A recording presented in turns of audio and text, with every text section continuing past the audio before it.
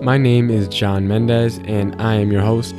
Welcome to Walk to Wealth, where I motivate and inspire people new to the world of personal finance by letting you all in behind the scenes of someone who's still on his way. Hi, everyone. Welcome to the Walk to Wealth podcast. If you're tuning in on any of the podcast directories, or if you're tuning in on YouTube, make sure to do us one teeny tiny favor. Just make sure to refer us to a friend. If you find any value in this episode or have found any value in the episodes prior, just the biggest thanks that you could give us is just to refer us to a friend so that we continue impacting more people in their lives and in their walk to wealth. And without further ado, I have a very special guest, Chris. For anyone that may not know you, tell us a little bit about yourself. What's your elevator pitch? Who are you, and what do you do? No, John, thank you so much, man, for having me on the episode. Definitely looking forward to this one. But man, my name's Chris. I'm a senior executive director for an economic research company. I'm on the sales side for that. I also run my own podcast. I'm the founder and host of that. And then under that umbrella, I also do some personal development coaching as well as some speaking as well. And then in my free time, I'm trying to get good at the game of golf, which that one's not really working out too well, but hopefully soon. So. Now, I played golf for the very first time, literally I think 2 or 3 weeks from the day of me recording this. And so I'm a baseball player, back in, my early middle school days. And so I pick up my swing constantly. So I'm you probably are a lot better than I am, but I'm right at the bottom tier of the golf totem pole. But Chris, before you got to your position now and before you started your own podcast and, I started achieving success. Can you tell us a little bit about your walk to wealth? How did you get here? Where did this origin story all take place? Yeah, man, definitely. So I grew up very middle class. My parents worked multiple jobs when I was growing up, which kind of led me to having to be on my own a little bit, learn how to make money on my own at a young age, just due to that upbringing. So ever since I was, 12, 13 years old, I started making money for myself, whether it was just going door to door, ask if I could do some work around your yard or do some stuff around your house. I mean, whatever I could to get that next dollar. And so that really instilled kind of that hustler's entrepreneurial mentality in me at a very young age, which translates to a lot of what I do now. But I had my first failure in high school where I tried to get into a 4-year university, which I eventually did. But I had a 0% chance my junior year of high school to get into any college. Because I only cared about making money, partying with my friends, the whole 9 yards. And so a big lesson there was that my behaviors and habits weren't aligned with my goal, which was to get into a 4-year university. Fast forward a little bit, ended up, pulling up my grades, getting into school, got as involved as I could, clubs, internships, all that stuff. Ended up graduating in 2018. Did a year as a technology staffing company on the sales side. Did that for about a year. While I was doing that, I started the podcast. Tried to start my first company on the side as well. During all that, I switched jobs to what I'm doing now, which is more of a senior role. So kind of used my experience, leveraged myself up. And I've been at this company for 3 years. I run the Charlotte and Raleigh region for what we do. But then on the side of all of that, I also run, the podcast, the coaching company, and get involved there. So yeah, man, it's been a journey with some failures. My 2 big failures are the whole high school thing.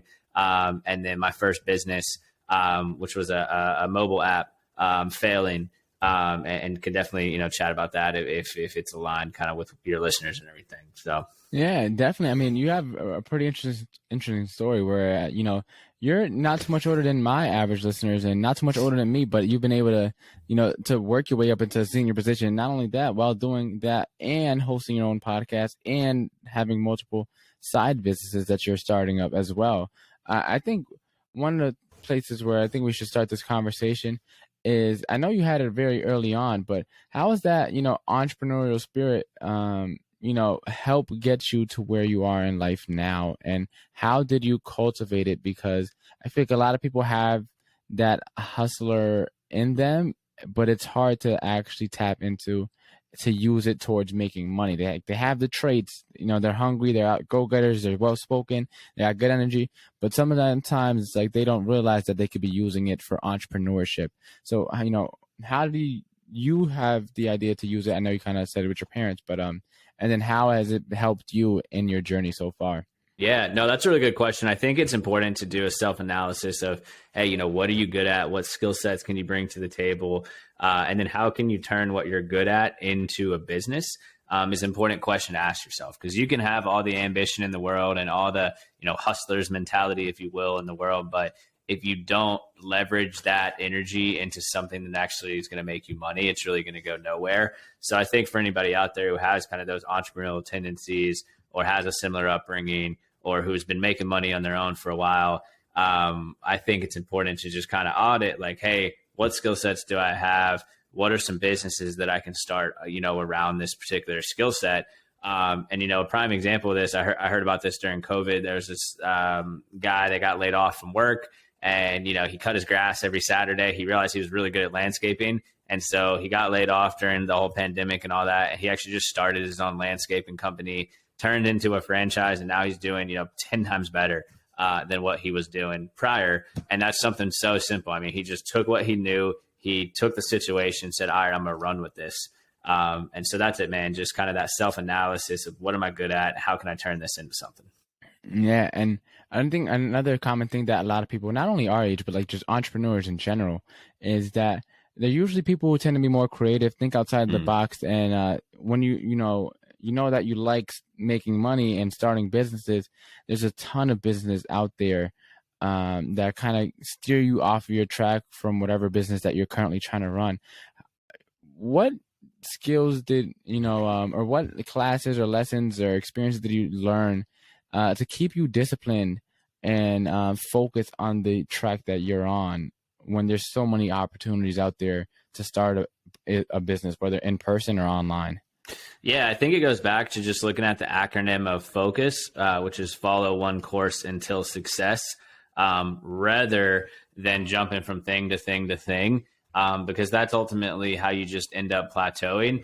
And I think it's okay to jump from thing to thing to thing, but it has to align with the previous thing you're jumping from. So as mentioned earlier, I jumped from my first job to the second job I have now, but it was still sales, right? I didn't go from sales to engineering or from this to that, right? Same with starting your own company. Like, you can try one course, and if it's, a consulting company, let's say, and that's not working out, you shouldn't just spin off and say like, oh, well, now I'm going to try to start, a protein company, right? Because it doesn't really align with what you already tried, but more of like a spinoff.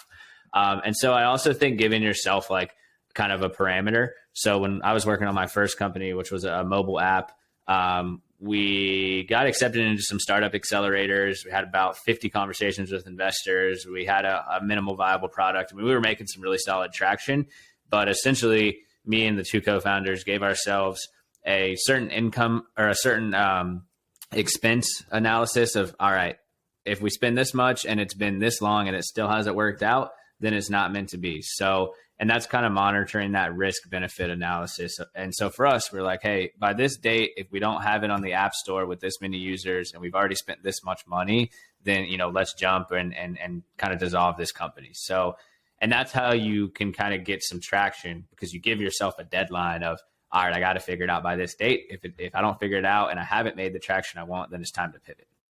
Yeah. And how do you have the self-awareness to look in the mirror and say, hey, we're not doing what we have to do, and then pull the trigger and just scrap it? Because a lot of people have that ego and they kind of hold on to too long, whether it's in a relationship or friendship, or whether it's in starting their own business. It's like they like clinging on because the potential, the hope is still there. So how do you have the discipline to just say, hey, no, this idea, we got to call it quits?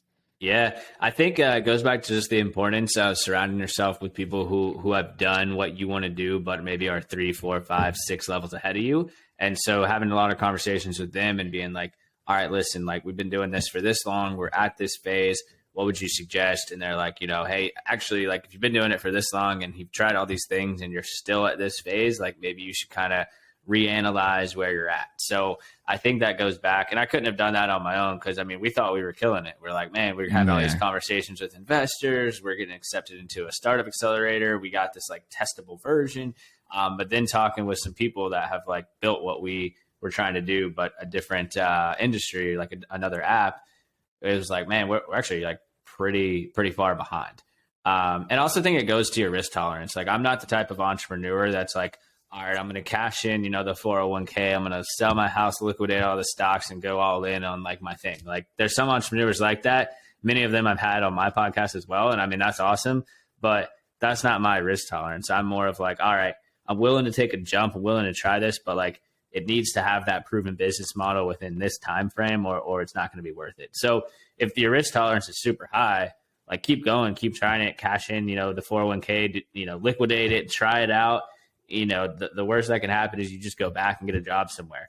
But if your risk tolerance is a bit lower, then you need to kind of have that happy medium where you should be. Yeah, definitely. And I know the first business didn't end up working out in your favor, but the second one did. And that's the one that you still have up and running with, the coaching and everything that's got going on there. How were you able to kind of scale that from the beginner startup phases to something that's successful, up and running, and flourishing? Yeah, definitely. So I think a lot of it is kind of for what I'm doing. Like, I'm coaching others on how to set goals, how to set habits. I'm venturing a lot more into the speaking space. And I think, for that type of industry, having that proven concept of, offering a couple freebies. And this could work for, any type of like more of a consultative role of having some freebies with your friends and your network of like, hey, I'm going to offer you this in exchange if you could just write me a review. Same with speaking, maybe do 5, 10, 15 engagements for free or very low cost, which is I'm in that phase now. But next year, now that I have kind of a portfolio of, hey, I've spoke here, I've done this, I've done that, that's when you can kind of up it a little bit. So I think it's just important to like start small, get the experience, be humble with it. And then you can kind of start expanding up as you go and gain that experience. Yeah. As someone who's relatively young, you're out here, giving other people advice and mentoring, although we may not have the most experience, as they say, but how did you gain the confidence to know that you know what you're talking about? And not only that, but have the confidence to then relay that message out to whether it's your clients or whether it's to the audience in your podcast or to the audience that's on stage when you're speaking or on the Zoom call if you're speaking online. Like, how did you develop the courage to, give out your message? Yeah, man. So 3 things with that. One, I've always loved impacting others. I was that guy even early on, like, in high school when there's all that BS drama going on, people would call me and be like, oh man, what should I do in this situation? Like, I was always like kind of that advice guy. So I've always had that.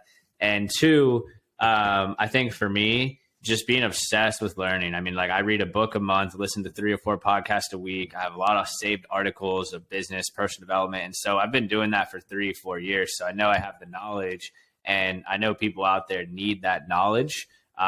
Even if they don't admit it, people do need help with setting goals, setting habits, stuff like that. And so that's kind of the second point of just being obsessed with learning the info.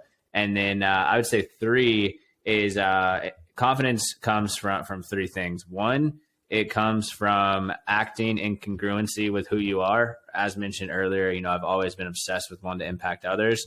2, it comes from confidence, having the skill sets, having the abilities, which goes back to what I mentioned earlier about being obsessed with learning. And then 3, it comes from just connecting. Confidence comes from wanting to enjoy connecting with people. So, I mean, those 3 things is how you can build confidence in any situation. So for listeners out there, whether you're in like a new job, you haven't jumped yet into your business, or your business is new and you're like, man, where's this confidence at? That's going to come from being skilled, learning skills. That's going to come from doing something that actually aligns with what you value, right? If you don't care about supplements or anything, then don't go start a gym or a supplement company. But if that's something you like and you're passionate about, then it's going to align. And then 3, connect. Be obsessed with connecting with others, and all that will equal confidence. Yeah, I think one of the hidden gems that people fail to really go in depth about is networking. I think networking is thrown on the list of one of the, 7, 8, or 9 wonders in the world. I know people put in compound interest on there as well, to name just one. But networking can take you so far. And you've been able to make, tons of solid connections, talk to investors, talk to people, get gigs. How have you been able to network at such a high level as well as you do? Yeah, no, that's a good question, man. So first thing is, it all starts with the prep work that you do before the event. And so I think whatever event you're going to, whether it's just a meet and greet or whether it's, a real estate investors of Southeast, whatever it is, know the event, know your audience that's going to be there. And then 2, I do this thing called the walk-in technique. So most people, 99% of people, when they walk into a networking event, they grab their name tag and they immediately just go to the corner of the room or the bar or the snack area, and they're just kind of putting their head down, walking around. I mean, I'm guilty of it too. I'm sure a lot of listeners have done that. But the most powerful way to walk into these events is grabbing the name tag and immediately go up to literally the first three people you see and say, hey, in your case, my name's John. I do this, I do that. Wanted to introduce myself. Just walked in, but wanted to say hello. And then immediately just be like, I'll be back around later. I'm going to go say hello to somebody else. Do that to the first three people in the room, because what's going to happen is when you walk into a networking space, everyone that's behind the entrance, they're going to look at that person that walks in. It's just human nature. And they're going to judge that person of like, oh, who's this guy? Or who's this girl that just showed up? It's just human nature.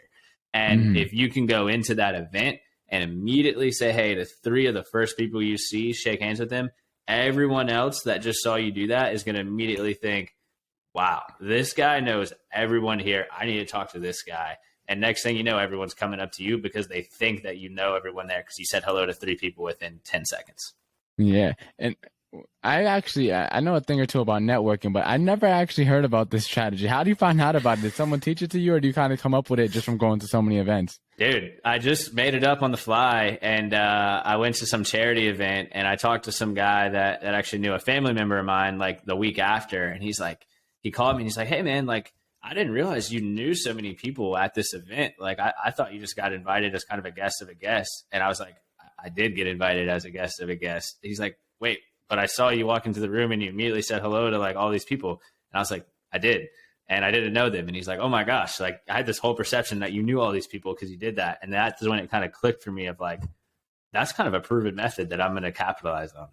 And that's amazing. And how important or how impactful, I guess I could say, has networking been on your, development and your success, both in your podcast and your side businesses and in your current, full-time position? Yeah, it's worked wonders. I would not be where I am right now without the people, right? There's a book out there called Who Not How, and it essentially explains that people are going to help get you to where you want to go. And so for everything I'm doing, there's been some person involved, which is most likely come from like whether a connection on Instagram or connection in person, some type of person interaction. And so I would challenge everybody out there to like aim to go to at least one or two events a week in your industry, right? Like if you're in the fitness space, try to go to a fitness type meetup. If you're in the sales space, go to sales, your case, real estate, go to something once or twice a month because that's going to compound on each other. So, man, I would be like, I don't know where I'd be without these people. And I have, people on my phone right here that I've met at events that it's kind of a win-win relationship. Like I'm in their phone as somebody that can help them with, these 5 or 6 things, but they're in my phone. It's like, all right, I need some help with this. I'm going to call this guy. Oh, I need an introduction to this person. I think this guy that I met could help me out with that. And you got to equally return the favor. Like you can't be that guy constantly calling, hey, I need help. You got to also have some value given to it. But yeah, man, that's it. Challenge everyone to go out there and meet as many people because it just helped me out tremendously. Yeah. I want to ask you as well. So, I know that you've been, doing a lot of learning and self-improvement and been doing a ton of networking. How, what are some tips you would give to people that they got a business idea, they kind of just started implementing it. It's on the ground. It's not running. It got placed on the ground. What tips would you give to someone in that stage of their earlier entrepreneurship journey to start scaling and increasing their income? Yeah, man. So we were right there when we were working on the mobile app, and like I said, it did fail, but we got the testable version. We got very close to getting it. So that's speaking from experience there. And I think just reaching out to people in your network. We live in the age of social media, LinkedIn, Instagram, Twitter. Just DMing people, being like, "Hey, man, I'm working on this project. Here's where it's at right now. I'd love to hop on a quick 5-minute phone call and see if I could get some advice." If you do that to 50 people a week for 4 weeks, that's 200 people. Let's just say 10% say yes. That's 20 people that you could talk to and learn from. And I think in this kind of day and age of the whole digital realm, like there should be no excuse for not starting your business. Because we think about like our grandparents started business. Like you literally had to go in like the damn phone book, find the address, drive to it. You had no Google Maps or Apple Maps. Now it's like, I want to hit this dude up. Like, all I have to do is go on Instagram and DM this person a couple times. They'll probably reply. Or I could go on LinkedIn, or, hey, there's 25 networking events in my area this month. Like, let me just pick one. Yeah. So reaching out to people is the best way you think personally to increase your income. What advice we give to people? Because I mean, we're in sales, so a cold email, cold call, cold door knock, whatever. We're just we kind of have that experience, and not everyone, especially if you're not in the entrepreneurship world or the sales world, thinks that it's okay or normal to talk to strangers willingly. And so what advice would you give to someone there that kind of has, call bias or reluctant to reach out to people that they haven't talked to? Yeah, man, definitely. Can I go back to the income thing real quick? Oh, yes, definitely. Okay. Yeah. Solid. So I think for me, like, I have 6 things that I would suggest, and I bring this up in a whole speech, so I'm not going to do the whole thing, but I'll just go over the 6 real quick. One is, I think you got to decide, like, hey, as of whatever today is, September 8th, as we're recording, I'm going to decide to increase my income, right? It kind of flips that switch in your mind. 2, I think you got to have that full belief system that you can do it. Many times people don't believe that they can start the business or increase their income. And your success is only as big as your belief system. So decide, believe. 3, going back to what we mentioned way earlier, analyze your skill sets. All right, I'm in this role. I run this company. I do this. I do that. What skill sets are going to make me money? Have those 3 or 4. For me, it's building relationships. And now I'm going to go double down on all those skill sets that I know are going to increase my income. 4 is, be obsessed with learning, right? Like I said, 3 podcasts a week, a book a month. I didn't do that in 2019, had an okay year. I did that heavily in 2020, and my income increased by, almost 3x. And I did the same work ethic. I did the same thing. I was meeting with the same people, but I became obsessed with learning. 5, equally be obsessed with becoming the best version of yourself, not just in business, but, all around, mental health, physical health, right? Your body and mind are tools that you use to create success. So for me, I missed 1 day of the gym this year. Just because I had a crazy travel week. I just couldn't make it work.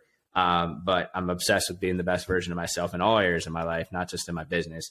And then 6 is have a reason bigger than yourself that you want to make that money. So for me, I want to have financial freedom at an early age. Like I said, my parents grew up very middle class, didn't have that. And then I want to create generational wealth for my future family. That's not going to happen if you don't increase your income. So those 6 are kind of what I go by. Go back and listen if you want to write them down. But yeah, man, that's kind of the 6 steps I've implemented that have helped increase the income. Yeah, I want to touch upon that too before we go on to the next question, which I already forgot. But since we're here, the first one, commit to wanting more income. I feel like a lot of people want more income, but wanting and committing are 2 different things. And I was on a Zoom call today, which is, I kind of mentioned it before we actually hopped on this interview about wealth building. And that was one of the things that they talked about. Rich thinking commits, poor thinking wants. Because committing, you do whatever it takes to get there, right? And then to touch on the second point, I heard another amazing quote on an earlier call today, and it was pretty much, no matter how hard you work or what you do or what you learn, you'll never become successful if your subconscious blueprint doesn't align with making money and success, right? Or whatever success may mean. Doesn't always mean money, so whatever success. So it's like, I heard both those quotes literally today, and those hit like a train, because you have to ask yourself, and it's very difficult too in the entrepreneurship world, because a lot of it is like delayed gratification, because most often, in most cases, it's really hard to see. But and then I want to talk too about becoming obsessed with learning. So this is one of the reasons why I started a podcast, is because, and to tie that with your holistic approach of life, wealth to me means, abundance in all areas of life. And I also know that I'm not an expert in everything, right? But with this podcast, what I'm kind of tackling, what was it, 4 and 6, I think, right? Yeah. 4 or 6. I'm reaching out to different people from different areas in their life and getting different viewpoints, because if I could also just make a podcast strictly for real estate, but that's so one dimensional, right? There's more to it. Like, I had a guy come on talk about literally cold water immersion. And like Wow. what he's doing, like people think taking cold showers is extreme. He literally jumps into Lake Michigan daily. Like Oh it's my like God. it's like another level to extreme, right? But that has nothing to do at face value to wealth building. But that's about, your mental and physical health right there, which is like pretty much your if health is wealth, as they say, right? And so, Yes. I kind of been doing exactly what you preach in your speech about your 6 tips to make more income Dude, I love through that. this.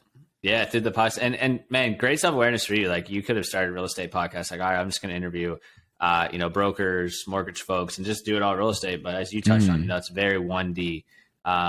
Now you're being able to speak with so many different types of people. And that's the thing with your business too. Like whatever business people are starting out there, of course, have that one focus area, right? Follow one course until success. But don't be afraid to like be open to new ideas. The best business advice I've received is like follow that one thing first. So if it's a supplement company, be like, all right, I'm gonna be the best protein bar maker ever. And then after you figure that one out, be like, all right, now I'm gonna expand into maybe an apparel line. Now I'm gonna expand here. But like don't try to do the apparel line, the protein, the gym all at once. If you're starting a company, like start on one lane and then kind of expand out. Like all these, 6, 7 lane highways, they didn't just be like, let me just plop this here. Like probably started as a 2, then a 3, then a 4, then a 5, and then it expanded. So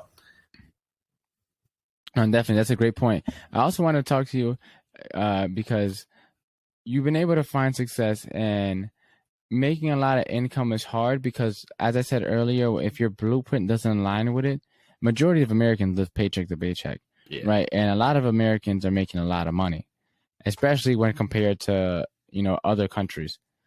And so, how are you able to use all that excess money in a way that's productive instead of spending it frivolously like most Americans tend to do, and getting yourself trapped in that paycheck to paycheck rat race cycle where no matter how much money you're always just running in place essentially. Yeah. Yeah. I think for me, man, I saw the reality of that growing up. Like, love my parents, man. But I mean, watching them have to, like, oh, well, we got this big bill coming. We can't go out to eat. I saw that of like, I want the complete opposite of that. Right. And so Hmm. I saw that. And many people have too. I think it's 70 something percent of Americans live paycheck to paycheck. So it's not, out of left field that that's like that. But for me, like I stick very heavily to a budget that I have on Excel, where I track everything. I know exactly how much I'm spending on groceries, on health, on going out to eat, on concerts, on whatever it is, right? And so that's kind of the first step of like having that budget. And two, I also have that delayed gratification of like, all right, the average retirement age is 65, 70 years old. Average age of death is in the mid 70s. Wait, that only leaves 5 years to actually enjoy life, quote unquote.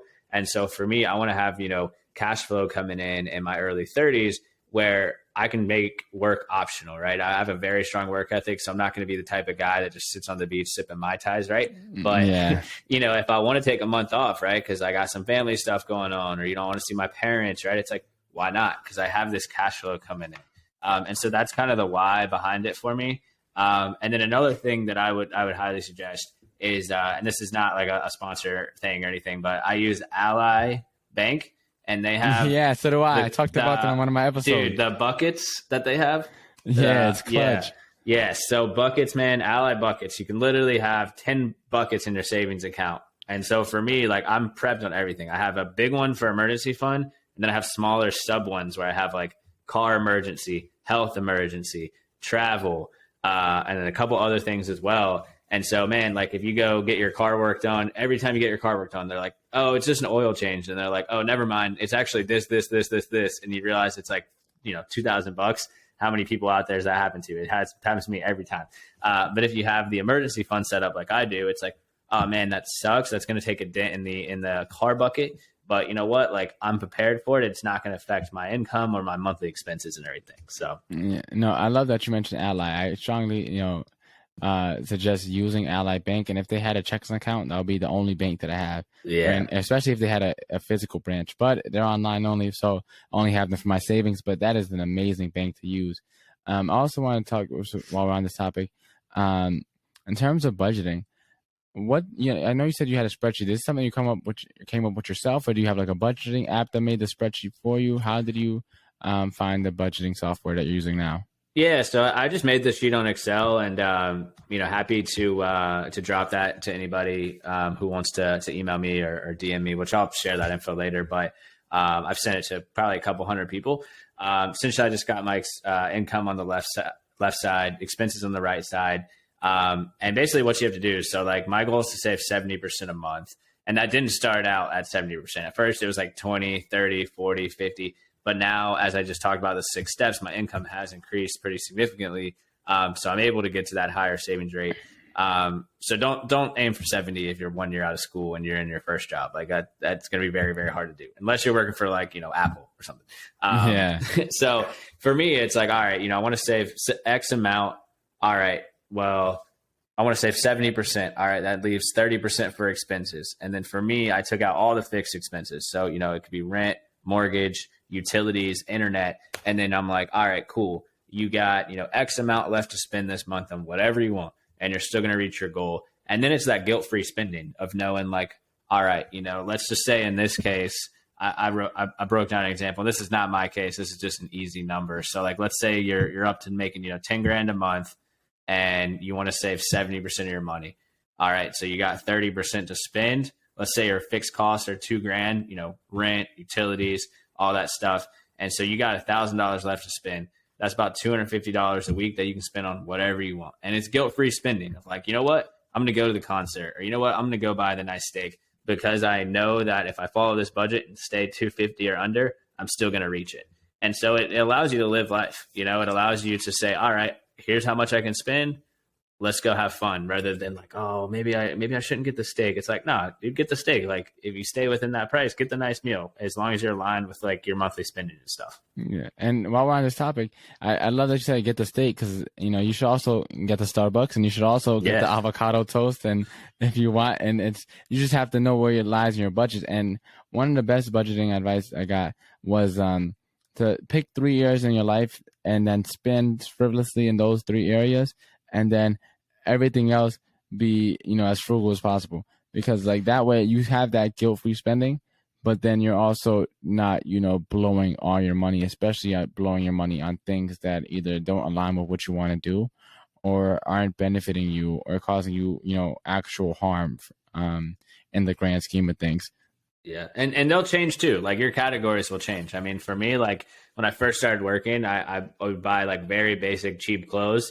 And then as I kind of moved up, started meeting like, more successful people, going to, more important events, my, network of people, my importance in my job, my career kind of moved up. And then now like clothes is a bigger category for me, where at first it was like, oh man, I could care less if I have like a $20 shirt or a $150 custom shirt. Now it's more of like, okay, the people that I'm meeting with are dressed like this.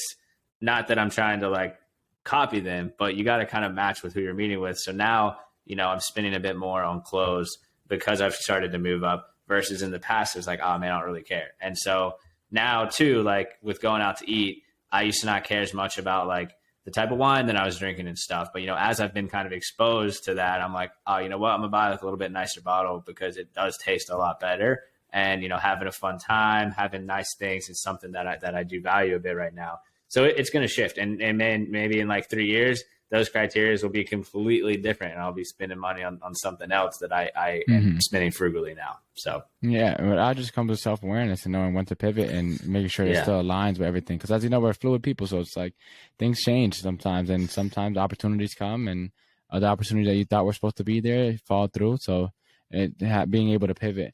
I wanted to kind of circle back a little bit back to, I think the last step that you have for making more income was about finding a why bigger than you.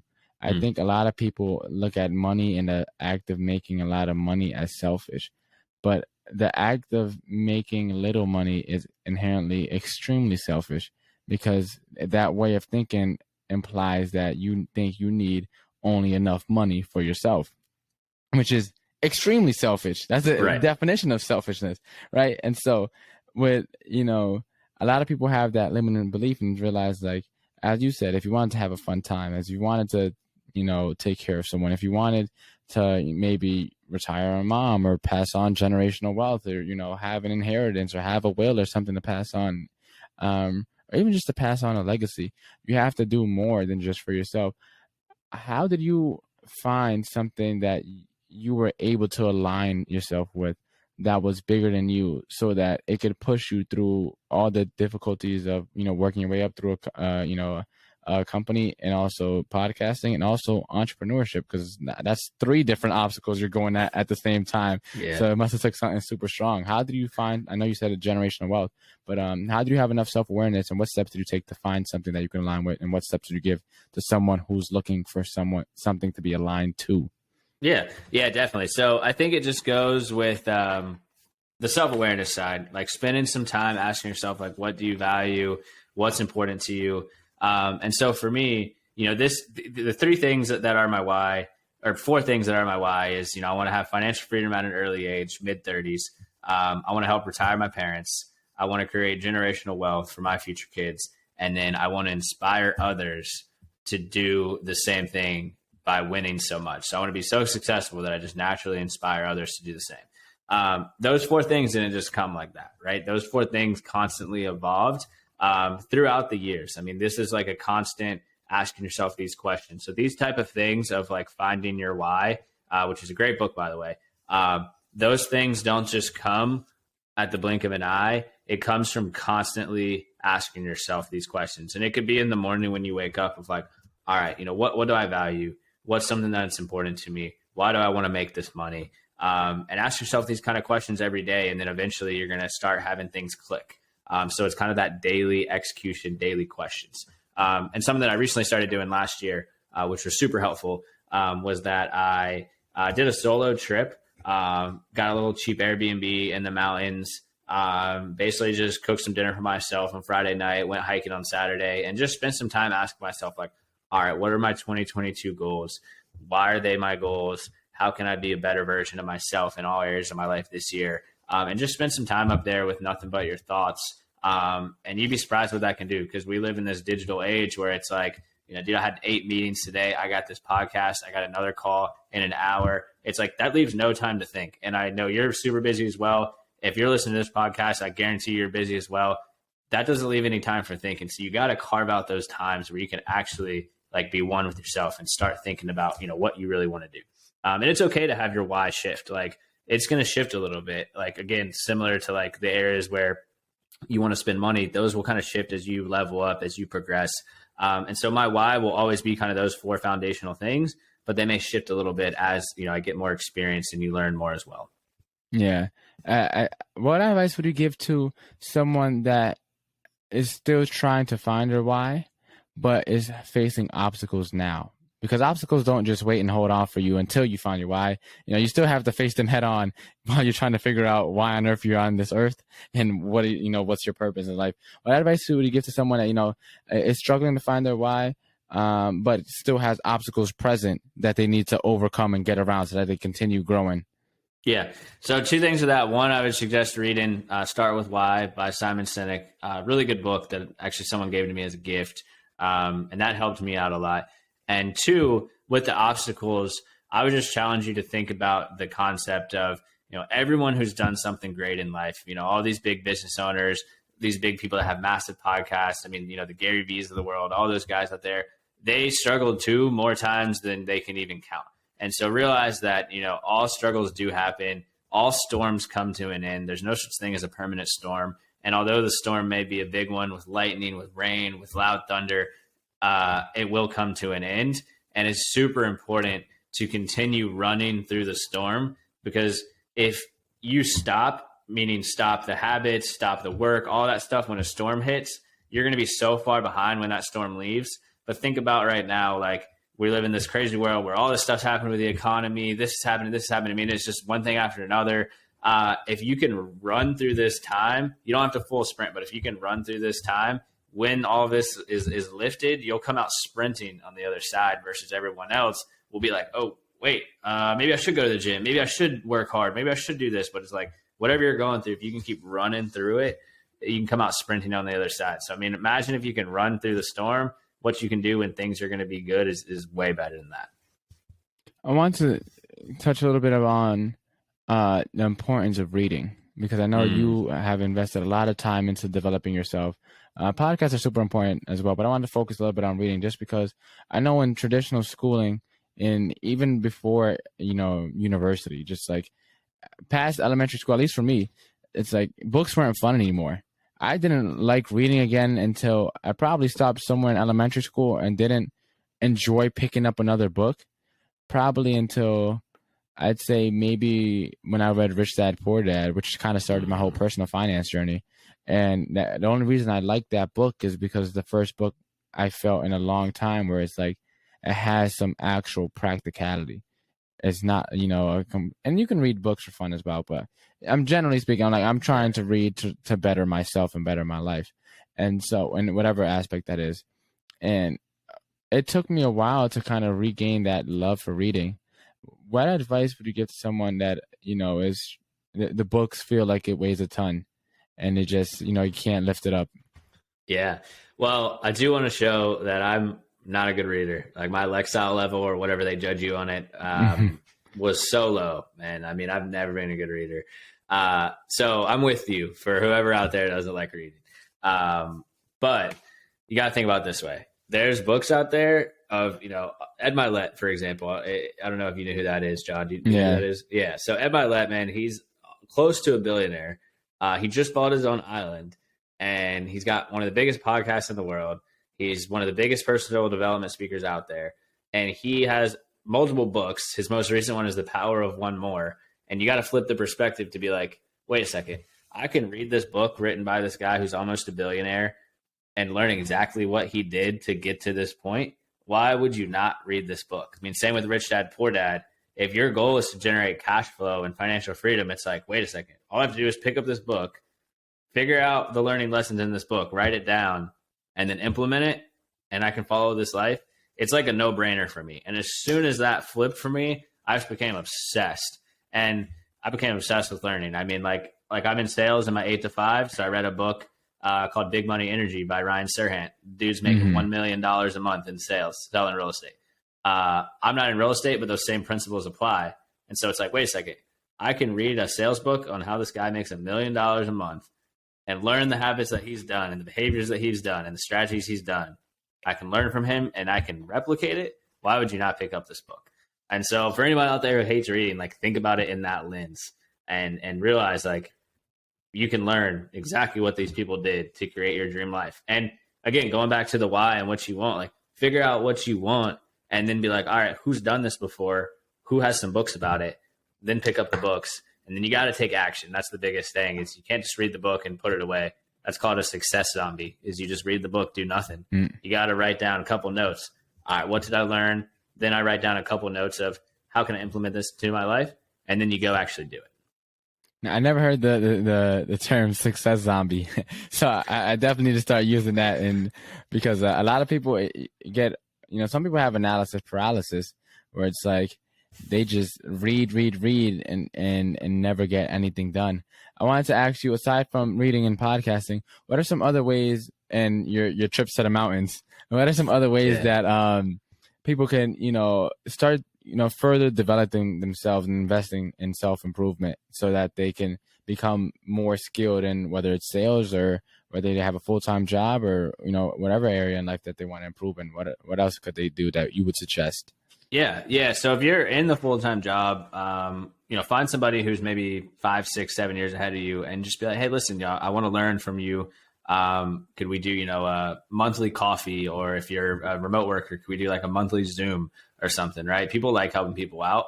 And then utilize your inner circle. Like another thing I do is I have a group that we meet every other Sunday, and it's just me and 2 other guys. Both of us are growing in our careers. We got some side hustles going on. We're relatively in the same space, but we just do an hour call every other Sunday. Each other week, we have somebody who leads it. So one week I'll be like, all right, guys, I'll lead this one. And then I'll talk about a certain topic. Maybe 2 weeks later, somebody else will lead it.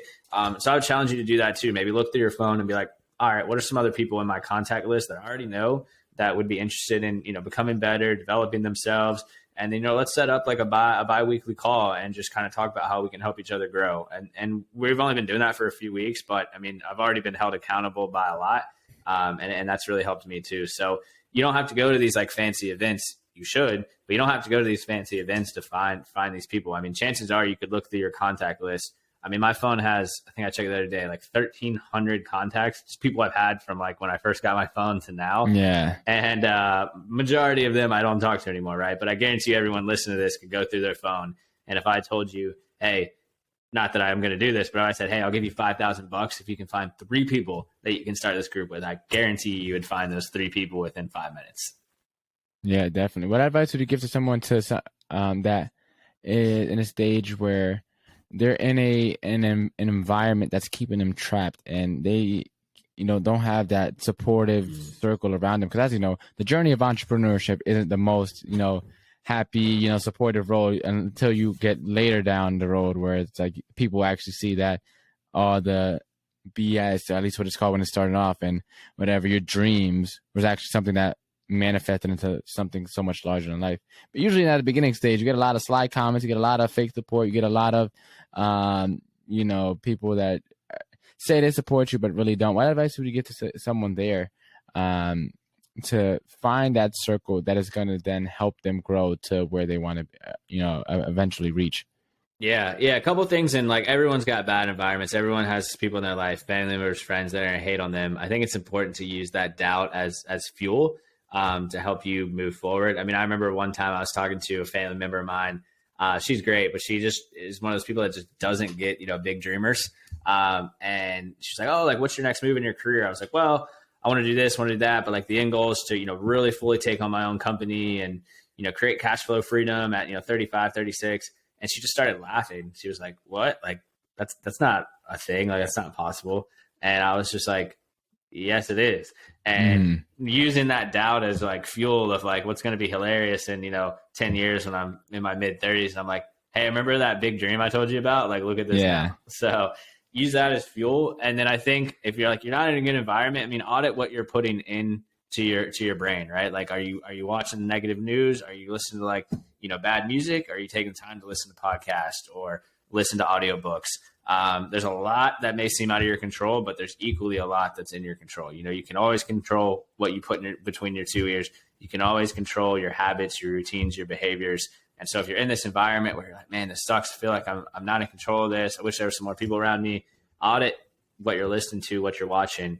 And then equally at the same time, going back to like social media and stuff, if there's really no truly anybody around you, there's no events, I mean, digital, right? Hop on LinkedIn, hop on Instagram, try to find somebody that just is doing something you want to do, and just be like, hey man, let's hop on a call once a week. You're all I got to talk to about all this. Yeah. Throughout this entire conversation, you shared a lot of gems. I know you talked about, how to scale your income, how to get, network and get in a room and be that guy that everyone wants to talk up to, how to save, how to budget properly, so that you're not spending all your income and you can actually still enjoy the income that you're spending without, sleeping on a air mattress just to save some money. And, where can people get in contact with you? And where could they find you? I know you have several different places. Where's the best way to get in touch with you to learn more about what you do? Yeah. Instagram would probably be the best spot. Chris Chap is the Instagram handle. And then if y'all are on LinkedIn, you can just type in Chris Chapman in the search bar. I'll come up there. But yeah, I post 3 or 4 times a week on LinkedIn. And then I do daily stories and stuff on Instagram. And then the podcast is just Next Level Minds. Very similar to Walk to Wealth podcast. We interview people who have just done well in life on how they've gotten to where they're at. So if you like this one, you'll definitely like mine as well. Now you heard that. Go check them out, guys. And then now it's time for my favorite segment, the final 4 questions. So without further ado, what is the most impactful lesson that you learned in life? Most impactful lesson is that life's not fair, and that they need to take the word fair out of the English dictionary. I endorse that 100%. Please, if Webster, Merriam, whatever, if you're listening, please take out the word fair. People abuse it and it limits them. Second question: what is the most admirable trait that a person can have? Most admirable trait that a person can have is discipline. If you wanted to change someone's life with one book, what would you recommend? change. Man, it had to be what I'm reading now, The Power of One More by Ed Mylett. I'm only 3/4 of the way done, but literally like half the book is highlighted because it's just so many value bombs in there. Okay, and I know you talked about your big why earlier on in the episode, but what is the legacy that you're trying to leave behind? Yeah, I'm trying to leave the legacy of just, generational wealth and, when I die, just being a memorable name of like, man, this guy impacted me, whether it was through a speech he gave at this event or through a podcast episode I listened to or through a one-on-one coaching call, that legacy that I impacted them. And my goal is to impact 1 million people. And it's not a, Excel sheet that I'm tracking or anything. It's just like, hey, I get a random text from a friend that's like, oh, dude, I just listened to episode 80 of your podcast and it really helped me out. There's one person. Or like, hey, I got a text from a friend. I was just like, hey, thanks for the call last month. Like, I've been thinking about what you told me, or thanks for the book recommendation. I mean, that's 3 people right there. And so my goal is to have 1 million people impacted by the time I die. That's an amazing goal. And whoever laughs at you, make sure to use it as fuel because as you already know, there's not going to be too many people supporting you. So when you do find those people that are growth oriented and big thinkers such as yourself, cherish those people. And, Chris, we had an amazing conversation, but as you know, all good things must come to an end. We could probably continue this conversation for so much longer if we didn't have many bounds by one, the platform, and two, other, things that we had to do today. But I really appreciate you coming on to the podcast. I know my viewers would definitely find it valuable. And I know they definitely find your podcast valuable as well because we have very similar goals in terms of, the audience we're trying to reach and the message that we're trying to push out there. And it's super important that, we get this message out there. 1, because we're both young people, but 2, because other young people need to hear this so that they can, change their entire narrative now instead of, trying to look back and say that, hey, I could have done so much more X, Y, Z. Because as you know, one of the things we all do when we're on our deathbed is think back and what could have we done if we had made this different decision. So, Chris, it was a pleasure having you on. I really thank you and appreciate you taking the time to hop on the show today. Yeah, man, this was a fun time and great questions, by the way. Love the energy we had. But, yeah, we could talk all night about this. So appreciate talking to somebody that's on the same wavelength as always. All righty, Chris. Take care. Yep. Thank you guys for tuning in to today's episode. Again, I am your host, John Mendez.